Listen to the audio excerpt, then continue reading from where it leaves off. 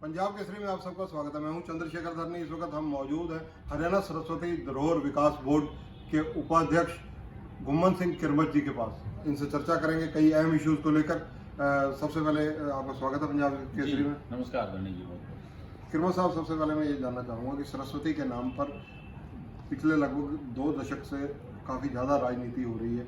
सरकारें किसी की भी रही हैं, बहुत ज़्यादा प्रचार प्रसार किया जाता रहा है। धरातल पर इस वक्त क्या स्थिति है? आपकी सरकार भी बहुत दावे करती है, पानी कहाँ तक पहुँचा? देखिए, जहाँ तक आप राजनीति की बात करते हैं वो पिछली सरकारें करती रही होगी। अगर आप पिछली सरकार की बात करें तो मुझे नहीं पता किस तरह का उन्होंने काम किया, लेकिन अगर मैं मनोहर सरकार की मैं बात करूँ तो मनोहर सरकार ने पहली बार जो कंक्रीट काम जिसको हम बोलते हैं 2015 में सरस्वती हेरिटेज डेवलपमेंट बोर्ड की गठन किया। इससे पहले कोई बोर्ड नहीं था।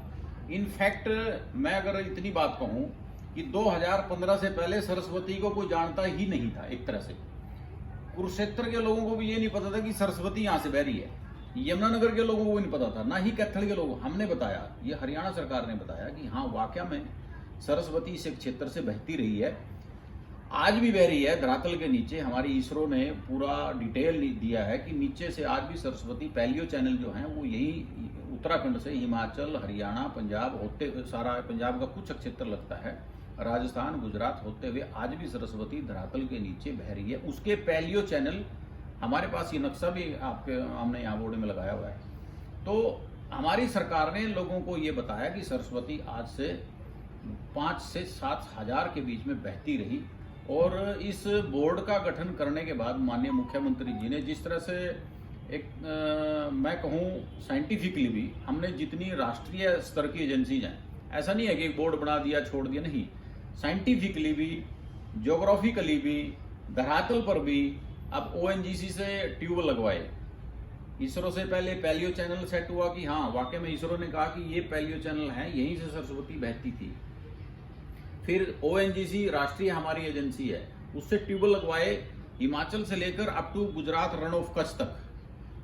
उन ट्यूबवेलों में ये आया कि 500 मीटर के करीब उनकी डेप्थ रही है, कि आया कि जो पानी वाकई में आज धरातल पे नीचे गुजरात में नीचे बह रहा है, वही पानी राजस्थान में बह रहा है, वही उसी तरह का पानी हरियाणा में बह रहा है, उसी तरह का उत्तराखंड में बह रहा है। यानी कि यही पैलियो चैनल ये एस्टेब्लिश किसने किया? ये हमारी सरकार ने किया। उसके बाद जीएसआई से हमने सारा सर्वे करवाया, जियोलॉजिकल सर्वे ऑफ इंडिया से। हमारी जितनी भी राष्ट्रीय एजेंसी हैं वो सारी की सारी के साथ हमने इस बोर्ड के साथ एमओयू करके, उन एमओयू करने के बाद पूरा एक ट्रैक इस्तेमाल किया। और ट्रैक बनाने के बाद अब हम हिमाचल के आदि बद्री में, हिमाचल के थोड़े से हिस्से में हम डैम बना रहे हैं। और उस डैम से सोम नदी जो सरस्वती की ट्रिब्यूटरी है, उसका पानी हम सरस्वती में डाइवर्ट करके सरस्वती में 12 महीने पानी हम करेंगे। एक वहाँ पर डैम बनेगा और उसके आगे थोड़ा आदि बद्री में जाकर कुछ लगभग 1 किलोमीटर में जाकर एक बैराज हम बना रहे हैं। और बैराज के बाद 350 एकड़ में एक हम रिजर्वायर बना रहे हैं, ताकि जो बरसात का पानी है उसको हम बरसात के दिनों में रोक लें और फिर कुछ पानी उसमें से रिचार्जिंग में और कुछ पानी नीचे सरस्वती में चलने लगे। यानी कि ये कंक्रीट योजना अगर किसी ने बनाई, ना केवल नाम के लिए और ना ही किसी और काम के लिए, केवल और केवल सरस्वती के लिए, वाकई में धरातल पर सरस्वती बहे, इसके लिए अगर किसी ने काम किया तो केवल और केवल मनोहर सरकार ने काम किया और किसी सरकार ने नहीं। किरमत साहब, मैं आपकी बातों से बिल्कुल सहमत हूँ। आपको शायद ध्यान हो या ना हो मुझे नहीं पता, लेकिन क्योंकि पिछली सरकार में कैप्टन अजय यादव जो सिंचाई मंत्री हुआ करते थे, उन दिनों लगातार सरकार का फोकस, और सिंचाई मंत्री होते हुए कैप्टन अजय यादव का फोकस सरस्वती नदी पर रहा। उन्होंने काफ़ी ड्रोन सर्वे करवाए, काफ़ी उन्होंने कंपनियों से भी सर्वे करवाए। उन्होंने दावा भी किया कि यहाँ से यहाँ तक ये सरस्वती नदी चलती है और इसमें जल्दी पानी नजर आएगा, लेकिन वो सरकार चलेगी, पानी नजर नहीं आया। देखिए, उन्होंने क्या किया क्या नहीं पता, मुझे नहीं लगता कि जिस तरह की एक्सरसाइज हमारे बोर्ड ने माननीय मुख्यमंत्री जी के नेतृत्व में की है, मुझे नहीं लगता उन्होंने कोई ऐसी एक्सरसाइज की है। इसरो से जो पैलियो चैनल हमने बनवाए हैं, इसरो से जो हमने पैलियो चैनल का चित्र लिया है, वो मुझे लगता है आसपास भी नहीं थे।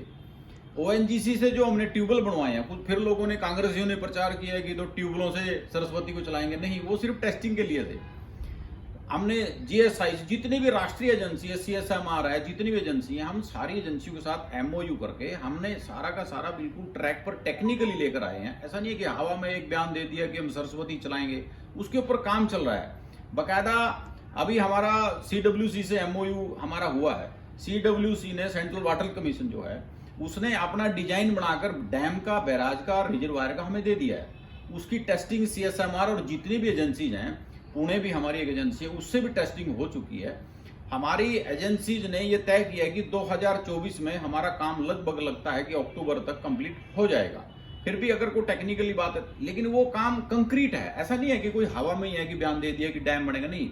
डैम के लिए पैसे हमने हिमाचल गवर्नमेंट को दे दिए, हिमाचल गवर्नमेंट ने डैम बनाना है, हम बैराज बना रहे हैं, रिजर्वायर हम बना रहे हैं। तो ऐसा नहीं है कोई एक भी चीज नहीं कि जो हवाबाजी में हो। चाहे पिछली सरकारों ने किस तरह से काम किया होगा, आई डोंट नो, लेकिन हमारी सरकार ने, मनोहर सरकार ने इसमें ऐसा काम किया है।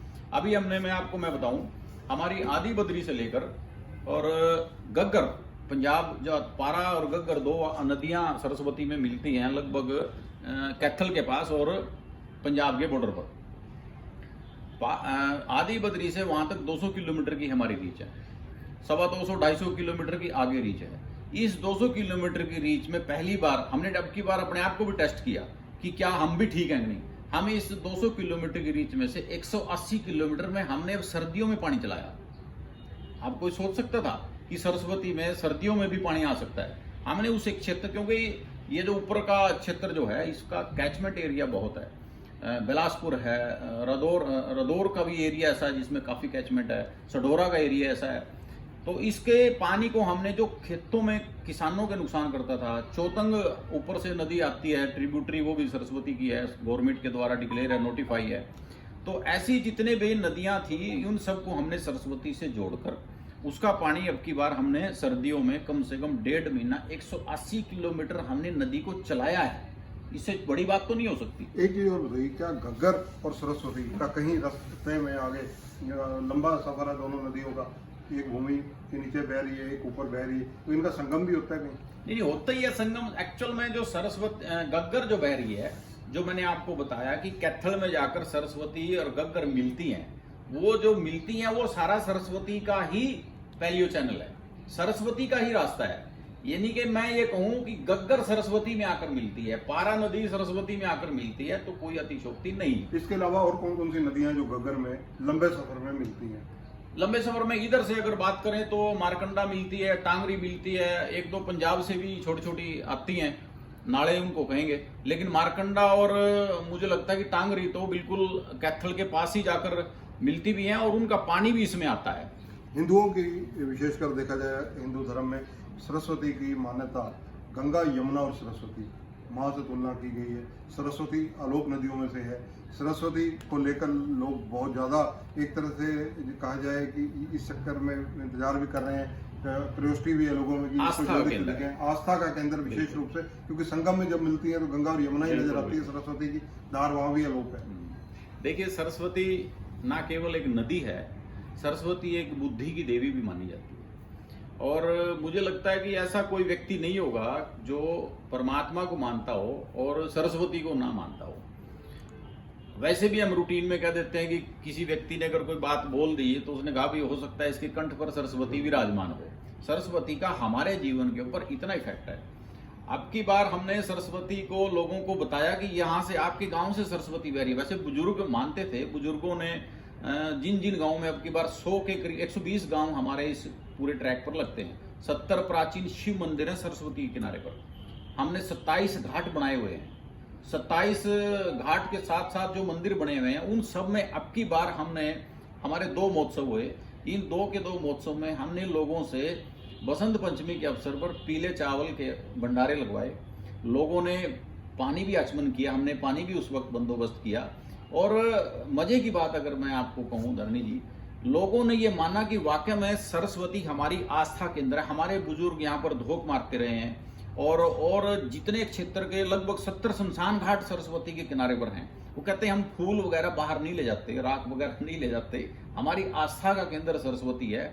हम यहाँ पर अपना फूलों का भी जो क्रियाक्रम वो भी हम वहाँ पर कर लेते हैं। तो इसमें कोई दुराई नहीं है, जिस क्षेत्र से सरस्वती बहती रही है वो आज लोगों की आस्था केंद्र बनी है। और मैं ये बात आपको डंके की चोट पर कह सकता हूं कि जब से अपनी सरकार बनी है, मनोहर लाल जी की सरकार बनी है, लोगों में सरस्वती के प्रति आस्था बढ़ी है।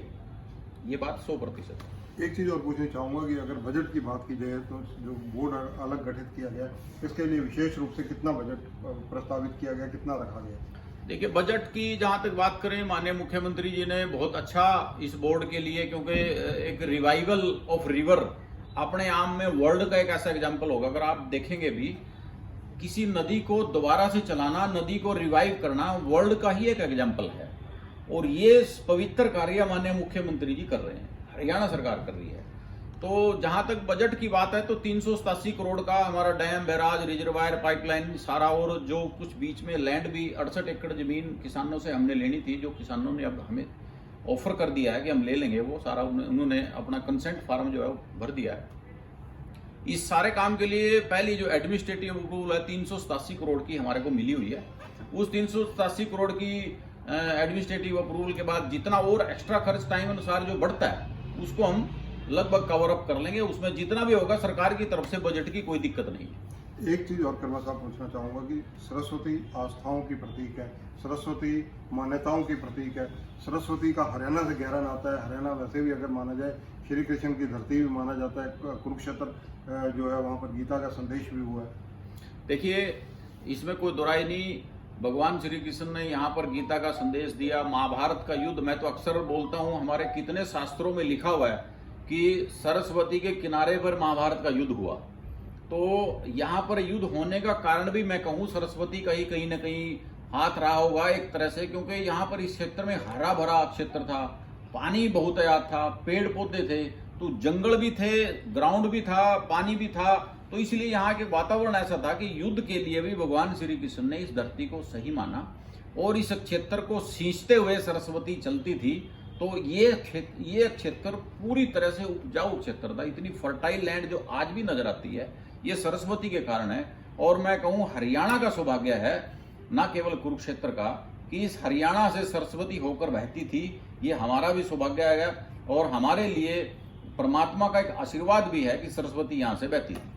हमारी शुभकामनाएं आपके और आपके जो सरकार के ये प्रयास हैं, सरस्वती नदी लोगों को नजर आए, जल्दी उसका जल चलता हुआ नजर आए सरकार के।